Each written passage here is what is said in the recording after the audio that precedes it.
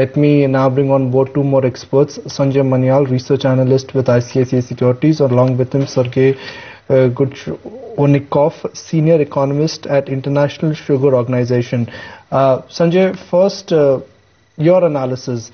Do you think in terms of a material impact, the material impact for Indian sugar sector will not be all that meaningful? Yes, the headlines are that sugar sector has been decontrolled, but in terms of absolute impact, it means precious little.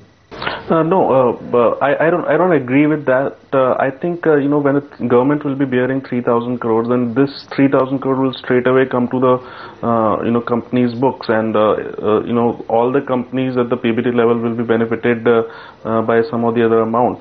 And this, as I said, this 3,000 crore will directly flow into the PBT level for the companies. So major beneficiary certainly would be those companies which have a lighter balance sheet, which can basically, where the balance sheet is pretty strong, cash levels are good, debt levels are low, and you can sense that some of the companies like Balrampur Chini, Dhampur Sugar would be the beneficiary because of their balance sheet strength only. And partial decontrol is a move in a right direction. It is probably one of the steps in many steps which probably has been recommended by the Rangarajan committee, this is a step which is not only in a right direction, but it will have a material impact. Now, if market sentiment is bad, then probably you can say that move immediately will not be very high, but it is certainly very positive for the long-term perspective for sugar companies. Sergey, hi, morning. Why the move for partial decontrol in the Indian sugar industry, and that too at this point?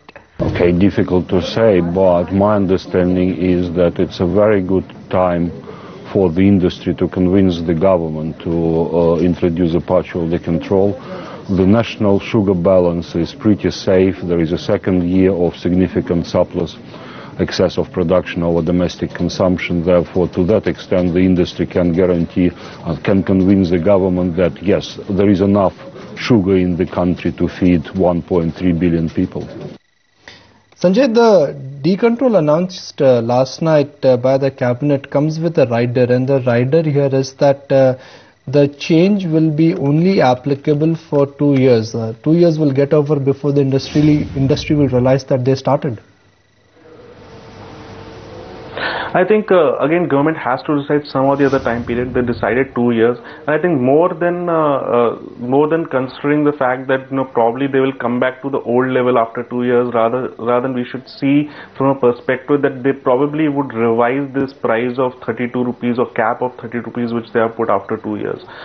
So this this is not this should not be taken as a negative, because probably after 2 years, if the cost of production goes up, as the sugarcane prices go up, then this 32 rupees probably can go up also. So I don't think down the 2 years timeline is we should be considered as government will come back to its old levels. Once the decontrol has been done, once the levy has been abolished, I think government will continue to maintain that status and will not go back after 2 years. Sergey, so is it a good time for the mills, consumer or farmers? Who's going to benefit the most? I personally believe that yes, it's very good. It's good for mills because there is an infamous Indian production cycle that every 5-6 years production collapsed to the by unprecedented 30-40%. And then, increased. Therefore, the decontrol increased dramatically the stability of the industry. With the stable industry, I think that the farmers are happy as well. And at the end of the day, the consumers will be happy because, there is an ever-growing consumption in India because of the increased income, as well as because of growing population. So the consumers, the market in general, is interested in the continuous development of the production side. This is impossible without without investments into the industry. And the investments in the industry are impossible because of the lack of stability. So, more stable industry will benefit final consumers as well. Sanjay, final question. Have you done some numbers on which company will benefit the maximum because of sugar decontrol, absolute numbers? Yeah, means we think that Balrampur Chini, something like Balrampur Chini will benefit almost 80 to 90 crores kind of at a PBT level. We believe something like Bajaj Hindustan would be the biggest beneficiary, as it has the largest sugar capacities, and the benefit would be to the tune of 150 crores plus. And in the same way, I think other companies will also benefit. You can straight away take the numbers as 12 rupees into the 10% of the production or 10% of the selling volume for these companies, and straight away you'll get the numbers for all the companies.